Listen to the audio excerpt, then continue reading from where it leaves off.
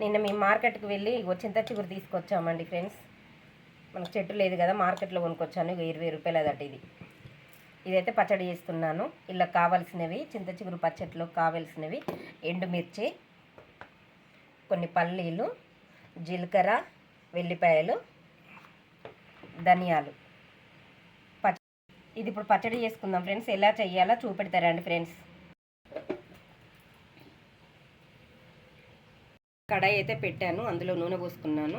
పల్లీలు అయితే వేపుకుంటున్నా. పల్లీలు అయితే వేగిపోయినాయి. పల్లీలు అయితే తీసేసుకున్నాను, అయితే వేసుకుంటున్నాను. అందులోనే ధనియాలు కూడా వేసుకున్నా. ధనియాలు వేసుకుంటే టేస్ట్ బాగుంటుంది ఫ్రెండ్స్, అందుకనే ధనియాలు కూడా వేసాను. మిర్చిలు అయితే గోలిపోయినాయి. చింత చిగురు వేసుకున్నాను.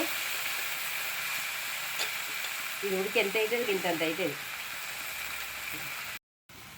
ఇదైతే గోలింది, తీసేసుకున్నాను.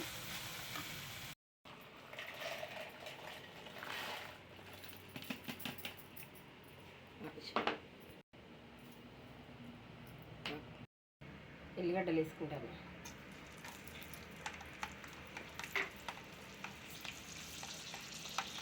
జీలకర్ర,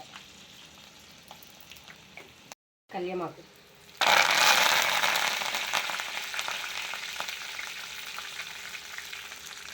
రెండు ఎండుమిర్చి, పసుపు,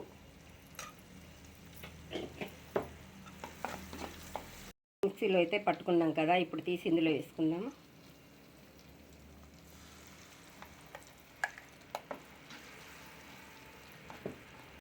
పచ్చడి అయితే రెడీ అయిపోయింది. చింత చిగురు పచ్చడి ఎండుమిర్చితో చేశాను. కొంతమంది పచ్చిమిర్చితో కూడా చేసుకుంటారు. నేనైతే ఎండుమిర్చితో చేశాను. ఎలా ఉందో కామెంట్ చేయండి ఫ్రెండ్స్. మీరైతే ఎలా చేస్తారు పచ్చడి? ఇలానే చేస్తారా? నేను చేసిన చింత చిగురు పచ్చడి ఎలా ఉందో కామెంట్ చేయండి ఫ్రెండ్స్. Bye friends.